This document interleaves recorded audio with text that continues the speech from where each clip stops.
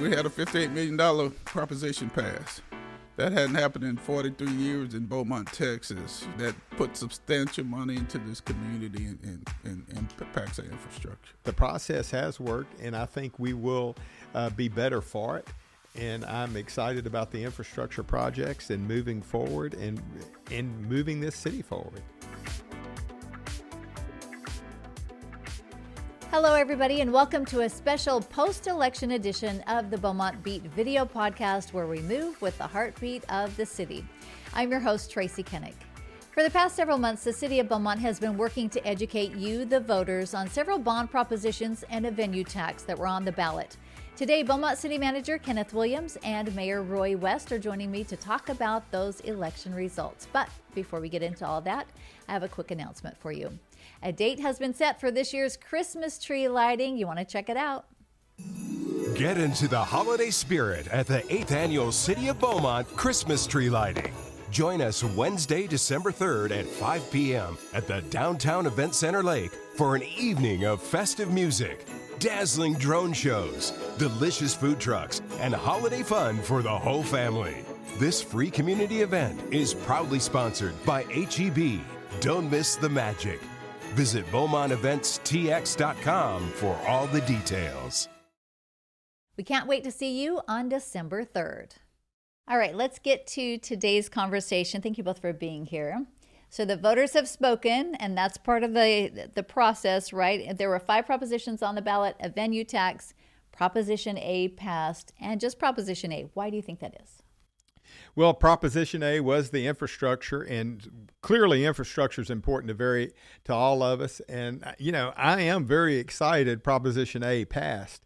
Certainly the other propositions I felt like had real value, but I understood that the process we went through, according to how the citizens voted, they'd like to see something a little bit different. And I think since this was our first one in 43 years, we've learned a lot from that. I want us to learn. I want us to be better. I want Beaumont to continue to grow and thrive. So I believe as a council, we'll continue to learn from this and we'll respond. But the infrastructure is important. Yeah, and B and C did get close throughout the night. I think there was within 200 votes that C almost passed as well. So we do know the infrastructure is paramount to what voters wanted to see, though, right? Yeah, infrastructure is always important. It's the foundation of a city. That's what people see. That's what they interact with every day. They don't always get to experience the quality of life issues on a daily basis.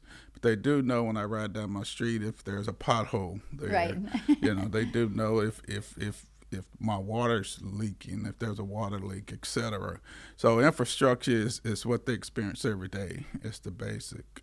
And in Beaumont, it's important, too, because we're susceptible to things like hurricane, which impacts drainage and flooding. So that's what people know, and that's what they experience. However, quite a lot of life issues are important, and there's a time when there'll be a consensus that we need to go past infrastructure. Infrastructure is that basic, but what gets you to a quality city or keeps you as a quality city is getting those quality of life projects in there. Right. Now, as we've mentioned many, many times, this is the first time in 43 years that Beaumont has seen a bond. What are some of the challenges that brings in trying to get voters on board? Well, from my perspective, it's quite an education process to help people understand how the bond process works, and that, as they saw last night, it is their decision. And oftentimes I felt like there was a lot of participation at the end on social media, whereas this happened for months, and it began with the Citizens Advisory Committee that did a lot of work, as well as city staff and city council, lots of open meetings. So I think we can learn how to, in the future, do better with that to get more input up front. But I think oftentimes when you do things the first time, you tend to learn a lot. And when it hadn't been done in 43 years, that's for really a couple of generations. So it is like the first time for Beaumont. So I do feel like there are lots of takeaways. I know we'll still do more after action reports to, figure that out and dive into it, because we want to serve our residents as best we possibly can. So we're going to continue to learn from it. Yeah. What about you, Mr. City Manager? What were some of the challenges that you saw through this process? Well, I think the process, let me first say that I think the process accomplished what it was supposed to accomplish. The process was to include the voters and citizens of our community in deciding what they want to see and what projects they want to have in their city. And they decided that. You know, city council gets to make that decision every 2 weeks on what happens and what they want to do. City manager does it on a daily basis. It's not often that the citizens get to participate in the governance of their city. And this was an excellent governance process. So I think it accomplished exactly what it was supposed to do. It gives city council input and direction on what citizens want. That's what they wanted. They wanted input and direction. They now know that infrastructure is important to citizens. So, you know, we had a $58 million proposition pass. That hadn't happened in 43 years in Beaumont, Texas. $58 million for projects. So while it seems like things weren't accomplished, we got a proposition passed the first time in 43 years. Right. That put substantial money into this community and impacts our infrastructure. And because we're able to use those dollars now for infrastructure, that frees up some of the money that the city has to spend in other areas, correct?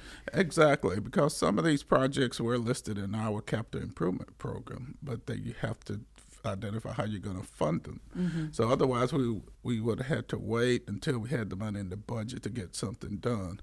Now this will expedite those projects being done. You know, there are 10 streets on there that's going to get fixed much quicker than waiting 10 years to get those streets fixed. Mm-hmm. You're going to have the drainage on West Lucas, the storm sewers repaired that really need fixing now. You're going to have streets fixed on East Lucas that's been in bad shape for years that's going to be done. So this while people think it's bad, this is a win for the city of Beaumont. Sure. We usually, first city I was at, the first bond election we had, it did not pass. We came back 2 years later, and they all passed because city council got that input, found out what was important, came back and structured that bond election according to what they thought the citizens of that town. So let's talk about that, because we had all along been letting people know that these projects, if they didn't pass, we couldn't take out debt for them again for 3 years. But we can do another bond election with different projects. Is that correct? Yes, you just can't do those particular projects for 3 years on a bond election. You can hold bond elections based upon other projects, things that were not on this ballot. So city has the ability to do that next year or in 2 years or 3 years or whatever it may be. So that option's certainly there if other things are identified that need to be done. And through this process, as you mentioned, then that would put us maybe ahead of the game, because I think a lot of this was educating, as we mentioned, the citizens on what a bond election is. And we were looking back, we did almost 40 videos, and we had multiple graphics and things that went out to kind of educate, and hopefully people were educated on how it all works. But then going forward, as you mentioned, maybe we learned something from the citizens as well on what they wanted to see in the next bond election, should that come. So what do you think some of those takeaways will be? Should we have another one in a couple of years? Well, the day after this election, I think it's a little bit too early to start talking about it. We certainly need to continue to learn from what this election meant. And, you know, we're out in the community at neighborhood association meetings. We have council meetings. And I know these are things that I want to hear from people because I want to continue to learn.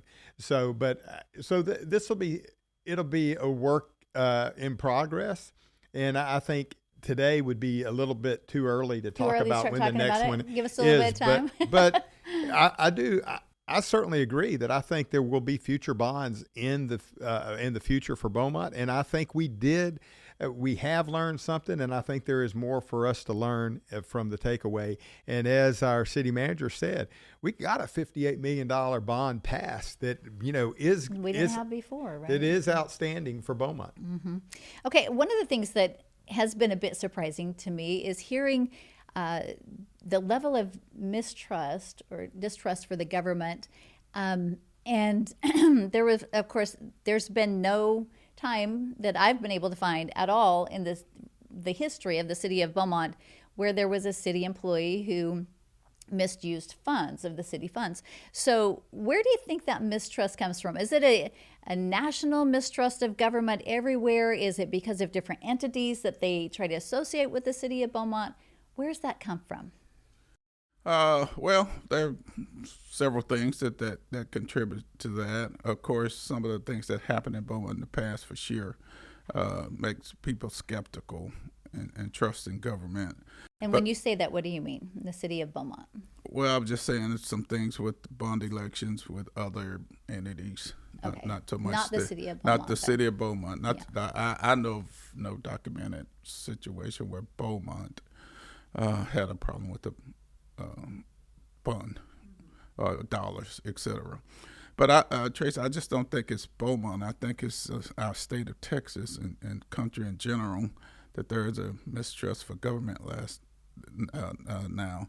You know, as I looked around the state last night as election things were coming in, Beaumont wasn't the only one Right. that these type propositions didn't pass. Yeah, I saw the same. Yeah, as we were monitoring that, it seems to be that things that pertain to some of the stuff we were talking about in dollars didn't fare well. So there's this general feeling around the state of Texas for sure that things like venue, and of course some of us do the state legislature, now they make you put the word tax increase in your bond language, and then that sets off a red flag with people. So things like that. I think some of the things that's happened with the state legislature, some things that the general feeling around the country and state, but also there are some things in Beaumont, but that contribute to it. Yeah, and the ones that did pass were the constitutional amendments, those types of things that don't raise your tax dollars. Right. Yeah, and you mentioned the venue tax. A lot of people were surprised that one didn't pass because it wouldn't be a tax increase, but it had the word tax in it, right? So do you think there was some kind of disconnect there? As city manager said, you know, it did have tax increase in it, and even though there wouldn't be any direct tax increase to any resident of Beaumont unless they were staying in a Beaumont hotel, you know, I think there is certainly some negativity and distrust. I mean, here we are, as we sit here today, our federal government shut down. So there are challenges across our country with trust in government and people working together. And I think as long as there's distrust, you're always going to have those challenges. And certainly as the mayor, as city manager, we work to build those trusts. We work to build those lines. And so what I see is that is our continued job to do that. And I don't get discouraged. I just say, what am I going to learn from this and move forward? So again, we got a $58 million bond passed, and we have learned a lot from this. Mm-hmm. And I think it speaks volumes having you both here the morning after to talk to these issues as the city leaders and the strong city leaders that you both are. What are the next steps then? People say, okay, now we passed Prop A. What are the next steps, and how do we follow the process as citizens to see that these projects are accomplished? Because that was some of the things that I saw. Well, if we pass infrastructure, let's see what the city does with it. Let's see if they can be responsible with our dollars, and then maybe we'll do another bond election and pass more things. So how do we show that transparency through the process? Well, earlier I didn't indicate that we were going to have another bond election soon, so just make sure. You know, now a lot of the work starts with the Proposition A, with the infrastructure. You know, citizens have spoken, and they've approved $58 million for the city to do these projects. So we'll be having a staff meeting. I haven't had a chance to meet with staff yet to discuss that and the next steps. I'll get finance people in the room. I'll get our engineering staff in the room, and we'll begin and get our financial advisors in the room, and we'll have discussions on how we're going to proceed from here. Because engineers got to set up and start putting plans together to get these projects executed. They'll have to get with other engineers and designers and people and come up with more plans where we get more definitive dollars, where we can identify more to the point of dollars. We'll be talking with our finance people to talk about how those dollars are going to flow. You know, we won't issue all that. We won't issue $58 million next week. As those projects are identified and we have the dollars and get ready to bid them out, then we will issue those dollars. So the city won't be paying any interest or paying any dollars on money that we don't need at that time. We will issue that debt as needed for that particular project, which in this case, these projects will probably take several years to complete because you can't do them all at one time. Usually you can't find enough contractors and the people to do it, so it's done over a period of time. So it's about timing. You know, we'll be defining the timing of these projects, how they're going to be done, the financing, to make sure we optimize the best use of those dollars as we put them out there.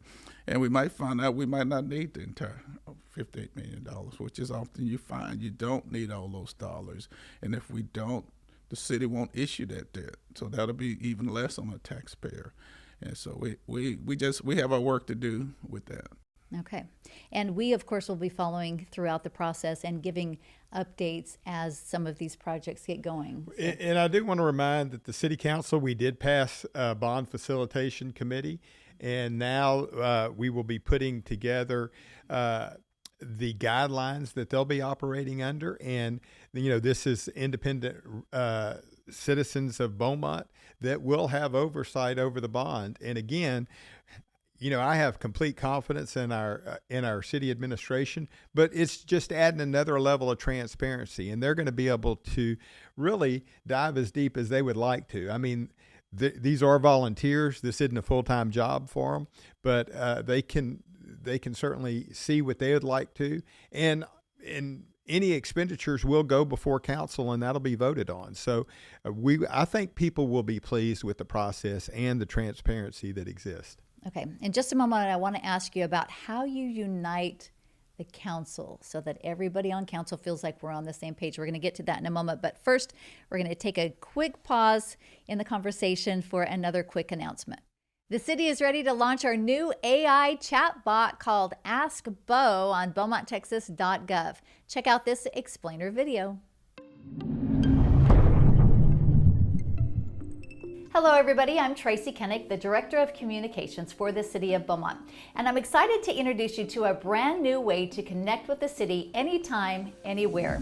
It's our new CityBot. It's a virtual assistant, and it now lives right here on the City of Beaumont's website. We know that sometimes you have questions outside of business hours, or you just want quick answers without having to make a call, and that's where the CityBot comes in. It's designed to answer your questions 24/7, guide you to the right department, and even translate into 70 different languages, so more members of our community can get the information they need. Let me show you how it works. Right here on our homepage, you'll see this chat icon. Just click it, type in your question, and the chatbot will give you answers. So for example, if I want to attend a city council meeting, I can go in and ask it, when is the next city council meeting? And it will think for a little bit, and then it will come up and show me the date, the time, and the place of the upcoming city council meeting. And then it will ask you, is there anything else I can help you with? It can also give you ideas of different events happening around town. So I can say, what is happening around town? And it will give me lots of different options about events and activities, festivals, anything that's happening within the city that's uploaded to our website. It's like having a helpful city staff member right at your fingertips, ready to guide you at any time. The best part is, the CityBot is always improving, so the more you use it, the smarter it becomes. It's here to save you time, make city services more accessible, and give you quick answers whenever you need them, day or night. So the next time you visit our website, beaumonttexas.gov, give it a try. We're proud to bring this new tool to Beaumont, and we think you'll find it helpful for everything from reporting issues to exploring what's going on in our community. Thank you, and the city looks forward to serving you better. Our go live date is next Tuesday, so be sure to ask Bo and let us know what you think about the new City Help Tool. And as always, you can stream this show and past episodes of the Beaumont Beat on multiple platforms, including Apple Podcasts, Spotify, YouTube, and anywhere else that you listen to podcasts. We'd love for you to subscribe to our channels, like this episode, and share it with others so they too can enjoy it. We're always looking for new topics too, so drop us a comment to let us know what you'd like to see in future episodes. Now back to our conversation with the city manager and mayor of Beaumont to talk about the recent bond election. And I want to get first off to the council. And how do you, as city leaders, as you sit up there and you have council members from different wards with different agendas, is it possible to get them all on the same page? Because we did see some divisiveness, and some things posted, and then post-election, a few council members saying, well, it wasn't my idea or it wasn't my direction. Is it possible? And do you think that that maybe hurt this election? Well, I want to first say that my wife and I don't always agree. So I don't have an expectation that we're going to all agree all the time. Mm-hmm. And I do remember on August 18th is when we as a council voted to do this bond. And we had 6 of our 7 council people, and certainly myself included, voted for this bond. So that's pretty strong unity, 6 of 7 on August 18th. But, at this point, I certainly recognize that our council, 4 of our new council people were elected in May. And they came in midstream in this bond process. And it is a lot to take in. I've had the privilege of being here a little over 2 years, and I can tell you, I learn things every day. Mm-hmm. So I can respect that they've learned a lot, and they want to serve their constituents as best they can. And I think the more time we spend together, the more time they work together, the more time they spend with our administration and work with them. I think that will help build unity and trust, because we are all here for the same purpose. And we were all elected to serve the residents of Beaumont. Sure. And I know, City Manager, this was not the first bond election for you as a city manager, as you've done it in other cities. Was it similar, or were there differences in this go round in the city of Beaumont?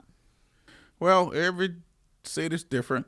Every community is different. So, they have things that influence them, their environment, etc. So, Beaumont's different than Buda was in an election. It's different than Lufkin was at a bond election, because there are different motivators and things in place there. So you have to realize that each community is unique, and work with that uniqueness and identify what's important to that community, which is sometimes difficult. We have to look for, a lot of times, as a city manager or management, to get that feedback from city council and from citizens. City manager's job is to execute the ideas or wishes of council. Council has to govern itself. The city manager doesn't do that, but I work with every person on that council to get things done for sure, and get them to work as cohesive as possible. But cities are different. It's not the same every time and everywhere you go. It's easier in cities where they've done it before and they see how that work, and you're able to go and you do it, and you built a new municipal facility, and you built a new police station. You actually built new streets. We built new parks and amphitheaters through bond election. You see the success of it and see that how well it works. So it helps to be able to have seen that. So that in that respect, that a community views it different, because we've done it before. It worked. It was executed like we planned it. Even came in under budget. So that's going to be viewed differently as a city who hasn't done it. Yeah.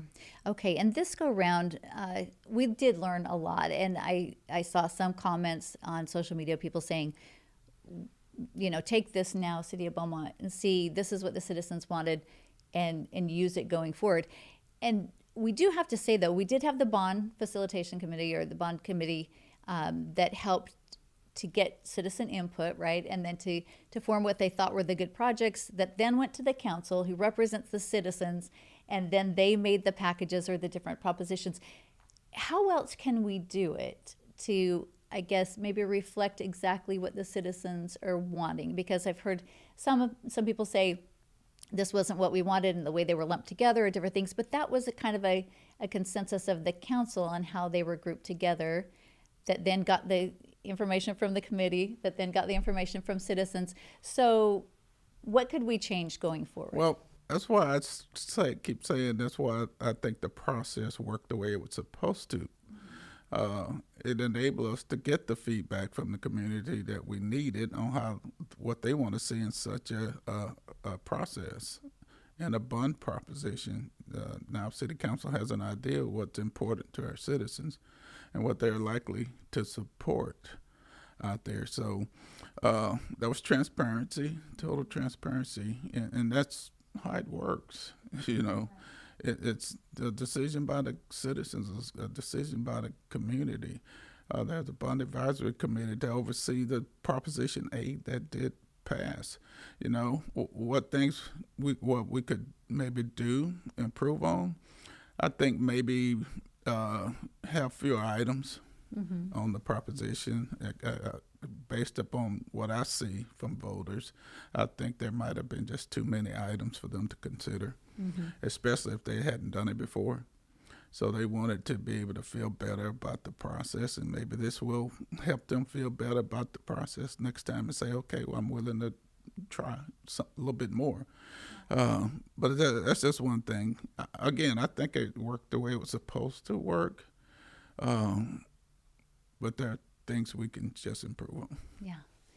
Well, and I think what city manager said, I agree with 100%. We did now pass Proposition A, $58 million. They get to see the city to execute it. And, for now, they've been talking for the last several months about that concern that we can execute it like that. Well, when the city does, I think that will give people confidence, and that will take away that discussion point. So, and again, as alluded to, the number of propositions. I know this time watching the proposition, because watching the bond advisory committee was that, we weren't actively as a council involved. We watched. I think people got excited because all of a sudden we're talking about all these possibilities, right, in a lot of different groups. Right. We had 17 on the bond advisory committee, but we had open houses and we had groups that said, hey, we want to be a part of this. So, there's a lot of that too. This wasn't, so it does get framed as if this is exactly what council wanted to do.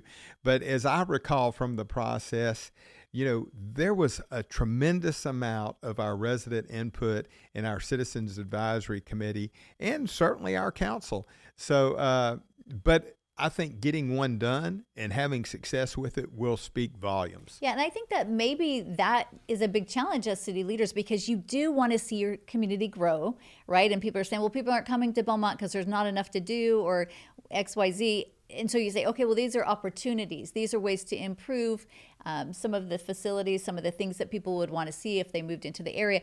But then which comes first? You have to spend the money to get these things, but then if you do, then people don't want their tax dollars to go up. And so it's got to be a difficult thing for you as leaders if you want these great things in your city, but then how else do you get them, right? Right. So, well, and ironically, on August 19th and 20th, right after the election, the most calls I got about is why wasn't Dallin Road Extension on there, which wasn't about having too many things. It was about why we didn't have another $58 million on there. So, but I think the fact that we pass the infrastructure and they will get to see how the city executes that and the efficiency of it, I think that will offer, that in itself will speak volumes. Okay, final message to the citizens following this election. The process worked the way it was supposed to. The citizens got to decide, we get that and we execute what's identified there. City got the feedback they needed in that process too. We know going forward, we know we're going to be held accountable with Proposition A, and so we have to make sure that's done properly and correctly, and we're good stewards of citizens' dollars. Make sure those projects come in as identified, etc. So it's good experience for the city of Beaumont. I think it's going to serve this city well into the future. Right now, I don't think people see that, but I think they're going to see this event, this very event, is one of the things that's going to take this city into the future, because they've been exposed to something that's different, that's going to give them some resources to take Beaumont to another level. And it's going to make big difference for a lot of people when it comes to hurricanes and flooding and sidewalks in front of their schools and better roads for them to travel on. So I'm excited about that. Yeah, and we didn't say much about quality of life, but there's sidewalks. There's things for pedestrian, mobility in there. It's going to be a sidewalk, comprehensive study, then more put in. Where I hear all the time people like, I can't walk in my community, I have to walk in the street. So there are some things like that in there too. Yeah. Final comments. Well, I know that I'm grateful for the 11,000 citizens that voted here in Beaumont. I believe we have 81,000 registered voters, and the voters spoke. And I like, as Mr. Williams has said, I agree that the process has worked, and I think we will be better for it. And I'm excited about the infrastructure projects and moving forward and moving this city forward. All right. Thank you both for being here and for all of your comments for what you do for the city. You sacrifice a lot of time. I know that. So appreciate you. Thank you for having us. Thank you. We'd like to remind you about the new Mayor's Veterans Coalition. This month's meeting will be on November 18th at 10 a.m. at Central Park Community Center. This meeting will be held every third Tuesday of the month, and it serves as a bridge between the community and city leadership. City offices will be closed in observance of Veterans Day, November 11th, and we want to thank all those who have served our country. We'd love to have you join us for the next episode of the Beaumont Beat. We'll be talking with the Beaumont Fire Department about their Fire Buddies program and how you can help them spread some joy to critically ill children in our community. For now, though, I'm Tracy Kenneth. Thanks so much for tuning in to the Beaumont Beat, where we move with the heartbeat of the city. We'll see you next time.